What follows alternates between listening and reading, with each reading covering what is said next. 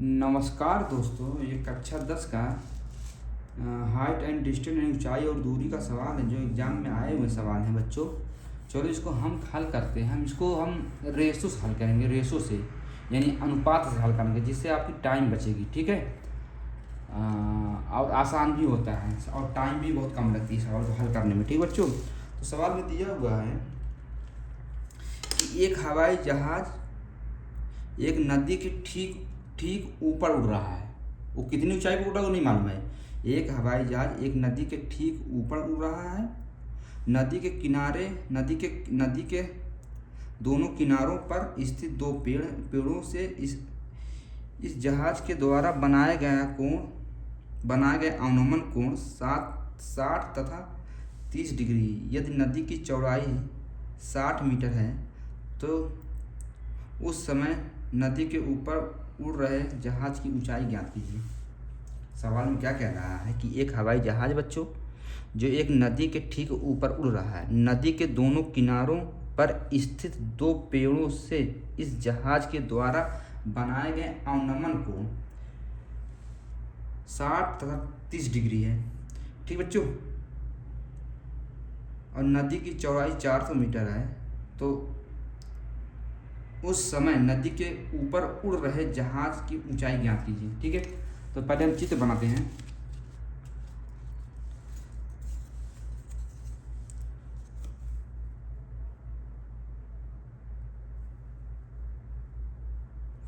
मान लेते हैं जहाज उड़ रहा है। ठीक बच्चों, ये जहाज उड़ रहा है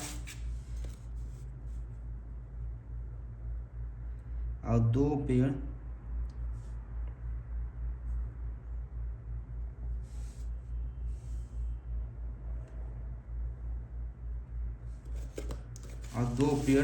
पेड़ के बच्चों कोई ऊंचाई नहीं दी है तो हम बिंदु मान लेंगे, कोई एक 0 1 से मान लेंगे। पेड़ का कोई ऊंचाई नहीं दी है तो उसको हम खाली बस दर्शा देंगे कि ये पेड़ है। पेड़ की कोई ऊंचाई नहीं है। ठीक बच्चों,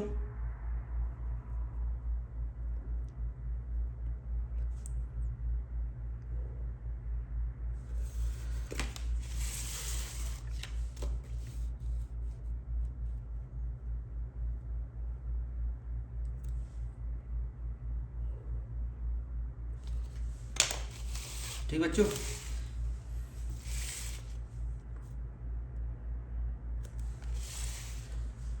ठीक बच्चों, पेड़ की कोई ऊंचाई नहीं है, जहाज उड़ रहा है ऊपर। जो ए बी हम मान लेते हैं, ए बी जो है ए बी सी और टी। ठीक बच्चों, जो ए है वही हमारा जहाज उड़ रहा है और जो सी डी जो है वो नदी है। सी डी जो नदी है जिसकी चौड़ाई दी है 400 मीटर। ठीक है, हमको बताना है ये जहाज कितनी ऊंचाई पर उड़ रहा है। ठीक बच्चों, तो एक कोण बना रहा है 60 डिग्री या एक कोण बना रहा है 30 डिग्री। आप कहीं भी एक ले लेते हैं, कहीं भी एक कोण 60 ले ले, एक कोण कहीं 30 ले लेते हैं, कोई मुश्किल नहीं है। तो एक 30 डिग्री और एक 60 डिग्री। ठीक बच्चों, यहाँ तक क्लियर बच्चों। हमको जहाज कितनी ऊंचाई पर उड़ रहा है वही हमको निकालना है। और हमको मालूम है कि जो नदी की चौड़ाई है वो 400 मीटर है।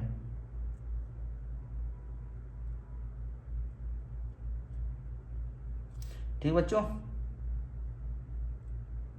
नदी की जो चौड़ाई है हमारे पास 400 मीटर है। ठीक है, तो हम देखते हैं कि 60 के लिए जो हमारा अनुपात क्या बनता है। 60 के लिए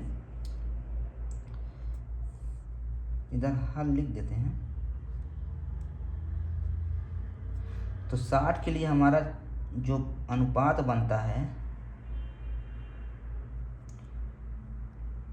परपेंडिकुलर लंब और बेस का जो हमारा अनुपात बनता है, तो 60 के लिए हमारा क्या बनता है, √3।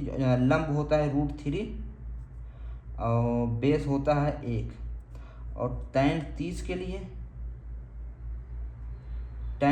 के लिए हमारा लंब जो होता है 1 होता है और आधार जो होता है यानी बेस जो होता है वो √3 होता है। ठीक बच्चों, यहाँ तक क्लियर। तो अब बच्चों देखो, हमारे दोनों ट्राइंगल में लंब सेम है, जो उसका लंब जो है वो दोनों में सेम आता है, दोनों में कॉमन आता है। जब हमारा इसमें दोनों कॉमन है, दोनों बराबर है, तो हमारा रेशो में क्यों नहीं, हमारा अनुपात क्यों नहीं बराबर है बच्चों? तो हमारा दोनों, हमारा जो इसमें लंब है, जो हमारा रेशो में जो परपेंडिकुलर, उधर भी उसको भी बराबर होना पड़ेगा, क्योंकि जब इसमें बराबर है, जी इसमें बराबर है, तो हमारा जो अनुपात होगा वो भी बराबर। तो बराबर करने के लिए क्या, इधर लंब 60 में क्या लंब √3 है और 30 में लंब 1 है, तो इधर हम √3 से गुणा कर देंगे, √3 से गुणा कर देंगे बच्चों, ठीक है। जब √3 से हम जब गुणा कर देंगे, जब हम √3 से गुणा कर देंगे बच्चों, जब हम √3 से गुणा कर देंगे, तो हमारा जो लंब हो जाएगा, जो हमारा लंब जो है वो √3 हो जाएगा, ठीक है, ठीक है, ये तो क्लियर हो गया। और tan 60 में जो बेस है वो 1 है, ठीक है। और जो tan 30 में बेस है √3 क्या हो जाएगा, 3 हो जाएगा, ये भी क्लियर है। तो यदि हम यूनिट वाइज देखें, जिसमें हमारी जो चौड़ाई 400 मीटर, और यूनिट वाइज देखेंगे तो 1 और 3 हमारा क्या होगा, 4 बराबर हमारा 400 मीटर है। नदी की चौड़ाई हमारी 400 मीटर है। यदि हम यूनिट वाइज देखेंगे तो एक tan 30 जो tan 60 में जो उसका बेस 1 है, और tan 30 में जो उसका बेस 3 है, तो 3 और 1 4 हो जाएगा। तो 1 की यूनिट 400/4, तो 1 बराबर कितना आ जाएगा बच्चों, 100 मीटर। हमको क्या निकालना है, बच्चों, हमको निकालना है, जब एक की यूनिट 100 मीटर है तो √3 कितने का, तो √3 हो जाएगी बराबर 100√3 मीटर। यदि आप उसको यदि √3 का मान रखेंगे, √3 का मान होता है 1.732। तो हम जब इसमें गुणा करेंगे बच्चों, तो हमारा आ जाएगा 1.732,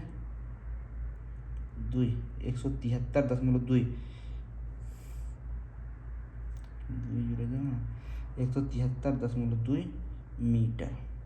तो अतः हम कह सकते हैं उस समय जहाज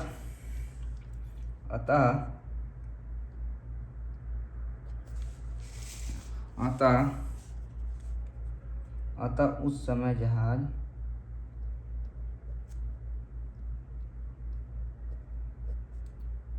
173.2 मीटर ऊंचाई पर उड़ रहा था।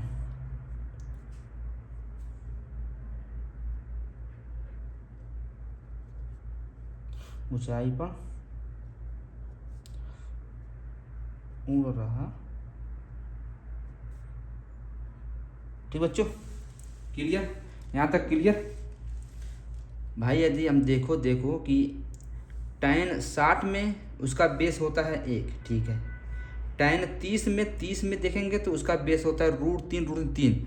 तो यदि हम यूनिट वाइज देखेंगे तो tan 60 में 1 है और tan 30 में 3 है, तो दोनों मिला के 4 होती है। जो 4 के बराबर जो हमारा दिया है 4, तो 4 के बराबर 400, तो 1 के बराबर 100 मीटर। तो √3 कितना होगा, 100√3।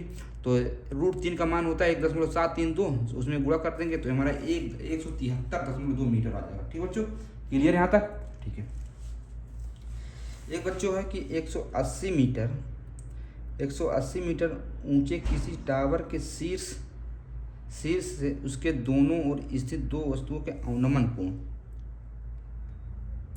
30 और 45 दोनों वस्तुओं के बीच की दूरी ज्ञात कीजिए। ठीक बच्चों,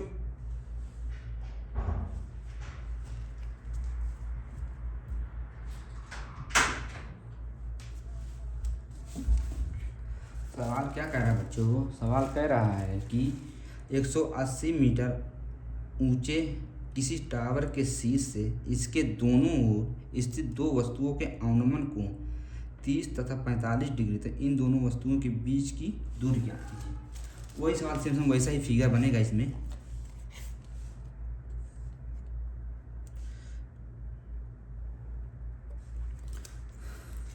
टावर बच्चों,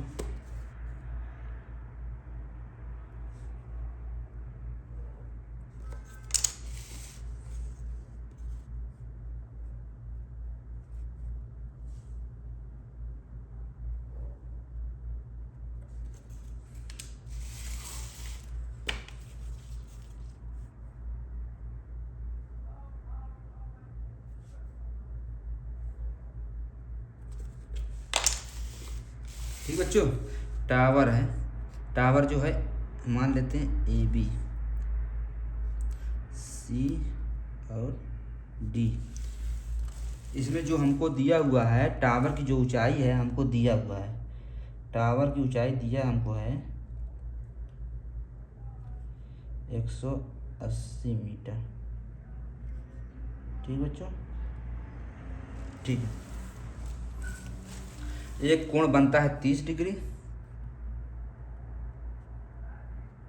एक कोण बनता है 45 डिग्री। तो पहले हम रेशो बनाते हैं। रेशो कैसे बनेगा, रेशो देखते हैं।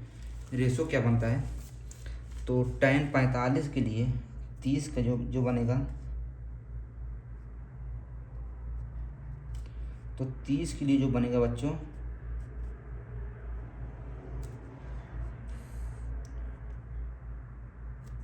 जो 30 के लिए बनेगा पर लंब और आधार का, तो उसमें बनेगा 1 और आधार बनेगा √3। ठीक बच्चों, और 45 में क्या बनेगा,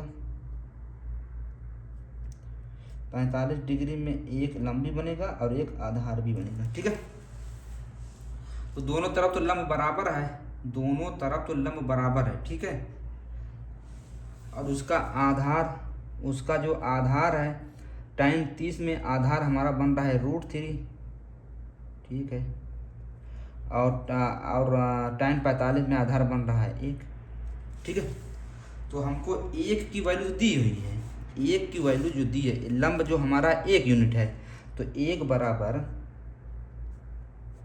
180 मीटर। तो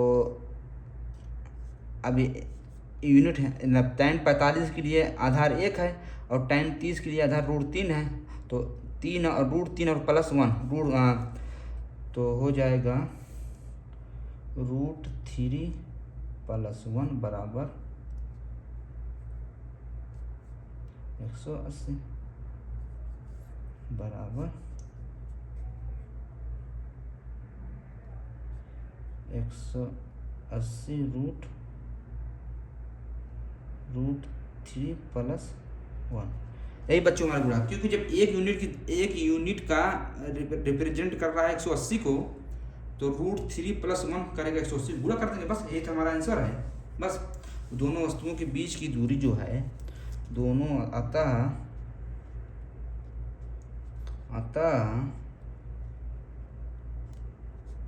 अतः दोनों वस्तुओं के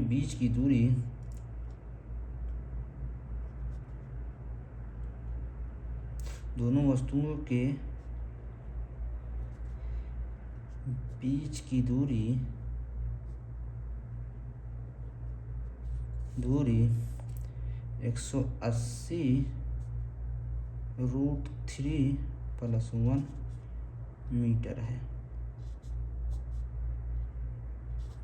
ठीक बच्चों, क्लियर बच्चों, क्लियर, यहाँ तक क्लियर बच्चों। ठीक है,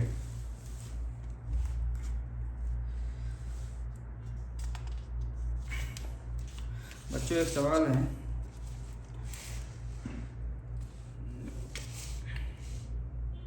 सवाल कह रहा कि एक खंभा तथा टावर जमीन पर खड़े हैं, खंभे की ऊंचाई यदि 10 मीटर है और खंभे के शीर्ष से टावर के शीर्ष तथा के पाद के उन्नयन और अवनमन कोण 60 और 30 डिग्री है, तो टावर की ऊंचाई ज्ञात कीजिए। ठीक है,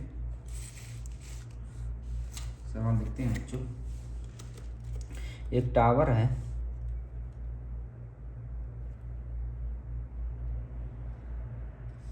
ठीक बच्चों। और एक खंभा है,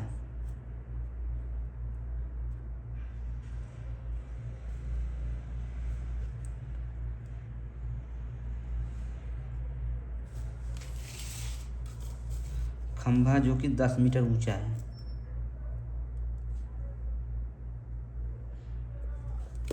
खंभा जो कि 10 मीटर ऊंचा है।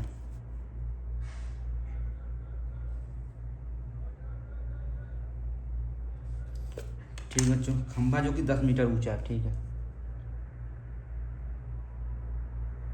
ठीक है, इतना क्लियर। ठीक है, फिर क्या कह रहे, 10 मीटर ऊंचा है, खंभे के शीर्ष तथा टावर के शीर्ष। ठीक है, खंभे के शीर्ष तथा, खंभे के शीर्ष ये है, खंभा का शीर्ष ये है, टावर का शीर्ष ये है। ठीक है, ठीक है।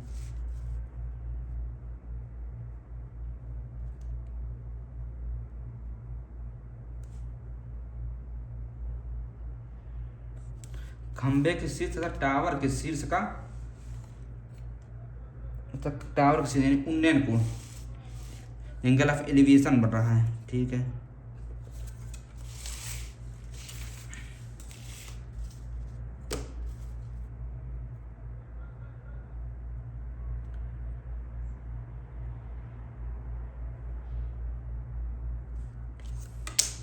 एंगल ऑफ एलिवेशन बच्चों बन रहा है कितना, 7 डिग्री बन रहा है, ये 60 डिग्री बन रहा है।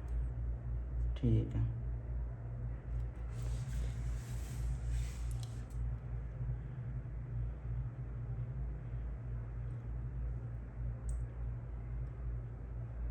टावर के शीर्ष और टावर के पाद, यानी टावर के पाद,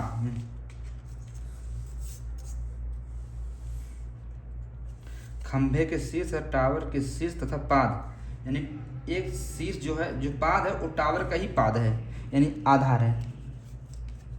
ठीक बच्चों, यही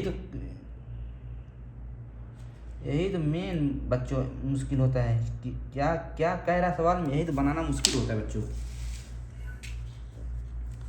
ये मान रहा है 45 डिग्री, नहीं 30 डिग्री, सॉरी।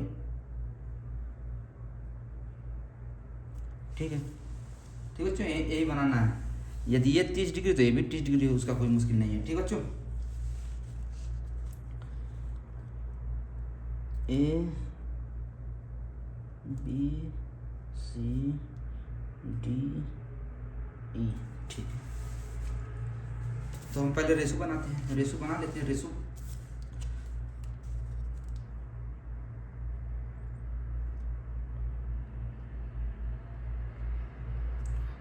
हल बना है, हल में लिखते हैं, यदि हम tan 60 के लिए लेते हैं, 60 डिग्री के लिए तो क्या बनता है, P और आधार यानी बेस। ठीक बच्चों, तो क्या बनता है tan 60 के लिए, तो √3 और 1, और tan 30 के लिए क्या बनता है, 1 और √3, यानी 30 के लिए लंब बनता है 1 और आधार बनता है √3। तो बच्चों हम देख रहे हैं कि दोनों में आधार सेम है। यदि ये आधार देखें, यानी tan 60 के लिए देखें, tan 60 के लिए त्रिभुज में जो tan 60 ट्राइंगल जो 60, तो इसका भी आधार BE है। त्रिभुज यदि हम ट्राइंगल BEC लेते, इसमें भी ट्राइंगल आधार BE है, तो इसके लिए हम कह सकते हैं कि दोनों में तो हमको आधार बराबर करना पड़ेगा। जब ट्राइंगल में दोनों आधार सेम है, जिसका बेस सेम है, आधार सेम है, तो हम रेशो का भी बराबर करेंगे बच्चों, रेशो में भी बराबर रहेगा। ठीक है, तो जब रेशो में बराबर करेंगे तो इधर 1 है, इधर √3, तो क्या करेंगे, √3 से इधर गुणा कर देंगे। जो अगर रेशो में, अनुपात में जब गुणा 1 में करते तो दोनों जितना भी अनुपात रहेगा आपको उसमें भी गुणा करना पड़ेगा। ठीक बच्चों, तो ठीक है, देखो तो tan 60 के लिए बच्चों, tan 60 के लिए जो लंब है, tan 60 के लिए जो 60 डिग्री वाला है, उसके लिए हमारा लंब हो गया 3, क्लियर, और आधार √3। ठीक है, और tan 30 में जो लंब है,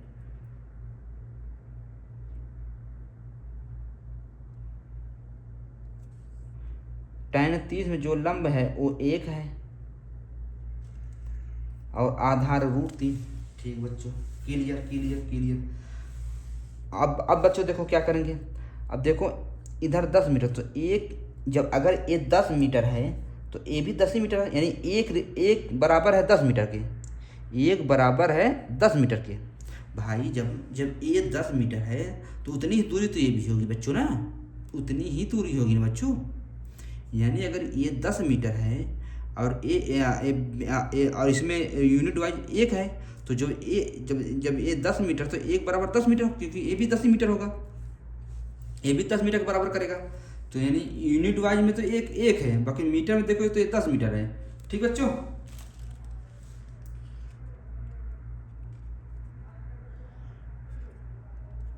तो एक बराबर है 10 के, एक बराबर है 10 मीटर के, तो हमको कितना लाना है, हमको टोटल टावर की ऊंचाई निकालना। तो इधर 3 और 1 4, यानी तो 4 बराबर क्या हो जाएगा, 10 × 4 बराबर हो जाएगा 40 मीटर। ठीक बच्चों, क्लियर।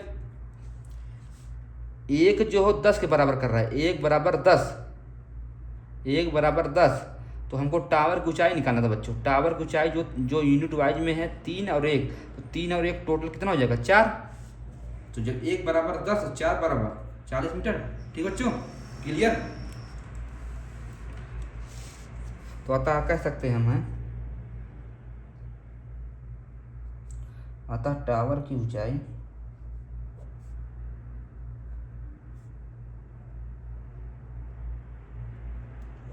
टावर की ऊंचाई 40 मीटर है। ठीक बच्चों, टावर की ऊंचाई जो है 40 मीटर है। ठीक है,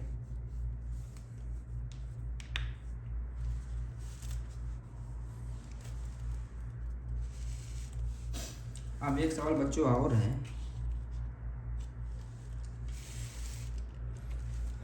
सवाल क्या कह रहा है बच्चों कि एक समतल में ऊर्ध्वाधर खड़े टावर ए बी के शीर्ष पर उसी तल में स्थित किसी बिंदु P से बनाया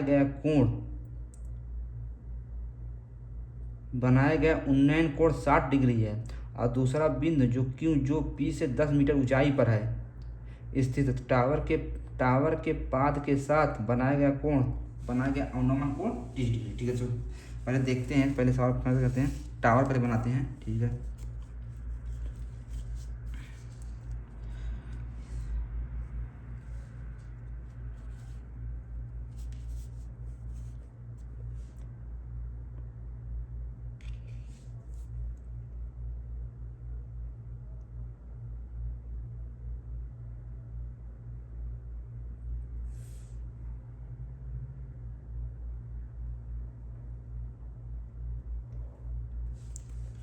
टावर बच्चों, टावर ए बी। ठीक है, ए बी के शीर्ष पर उसी तल में स्थित किसी बिंदु P से बनाया गया उन्नयन कोण 60 डिग्री है।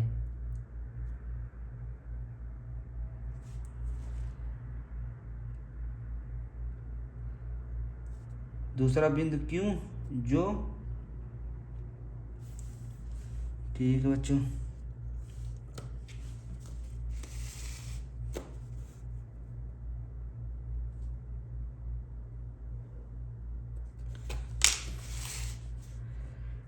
उसी तल में किसी बिंदु P बच्चों मान लेते P है।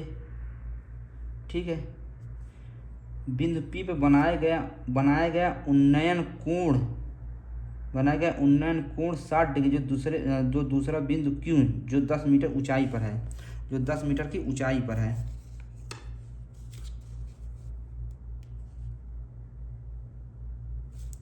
जो 10 मीटर की ऊंचाई पर है।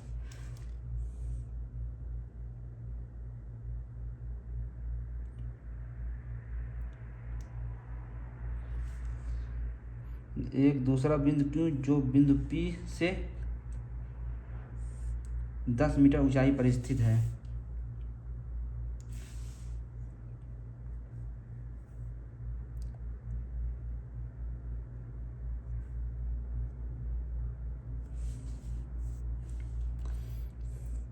60 डिग्री है, उन्नयन कोण 60 डिग्री है।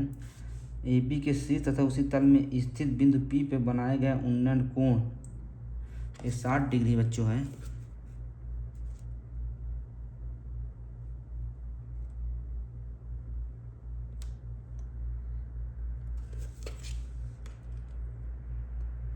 और फिर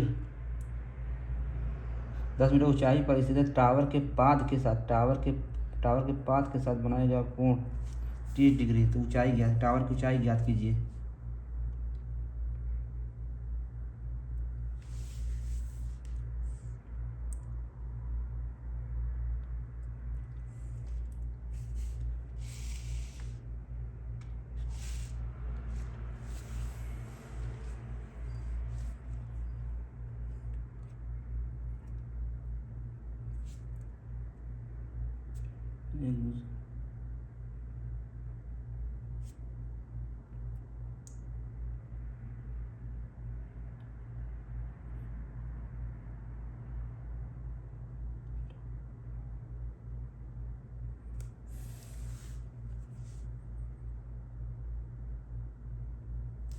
एक समतल ऊर्ध्वाधर खड़े टावर ए बी के शीर्ष पर उसी तल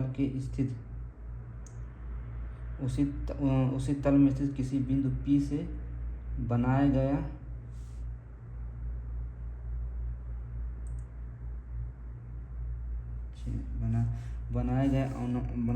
उन्नयन कोण, तल से किसी स्थित बिंदु से P से बनाया गया, चलो ये है।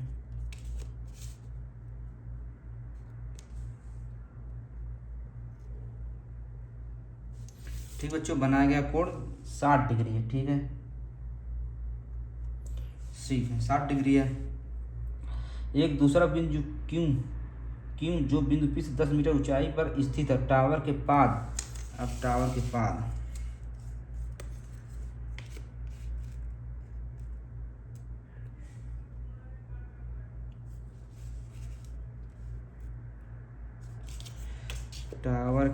टावर के आधार बच्चों,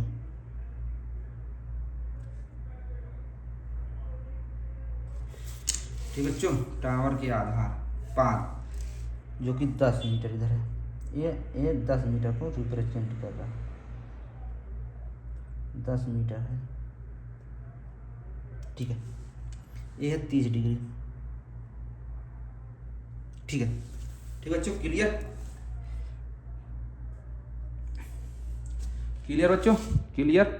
ठीक है, अब पहले हम बनाते हैं क्या बनाएंगे बच्चों, रेशो बनाएंगे, अनुपात बनाएंगे, हल। तो परपेंडिकुलर अनुपात बेस, तो 60 के लिए क्या होता है, 60 के लिए होता है लंब होता है 3 और आधार होता है 1, और 30 के लिए बच्चों क्या होता है लंब होता है 1 और आधार होता है √3।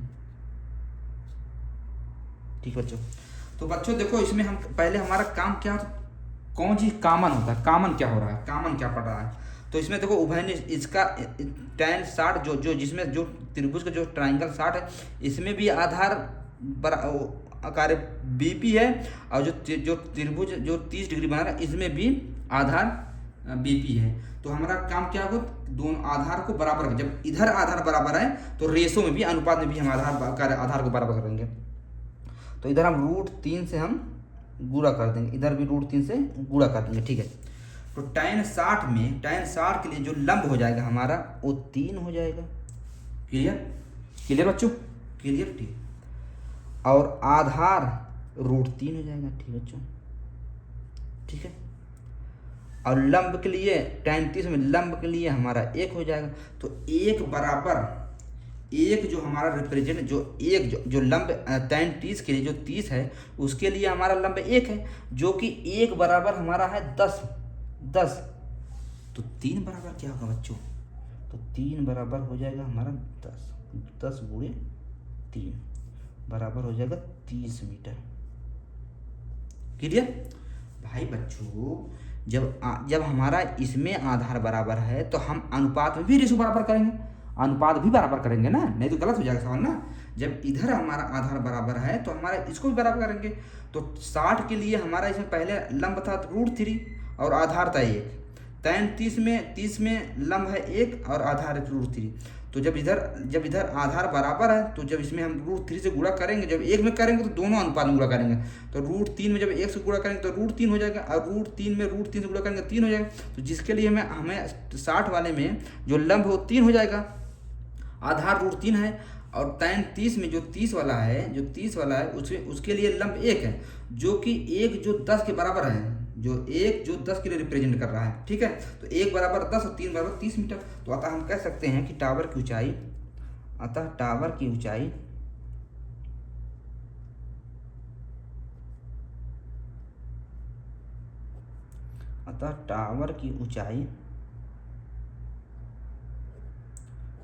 ऊंचाई 30 मीटर है।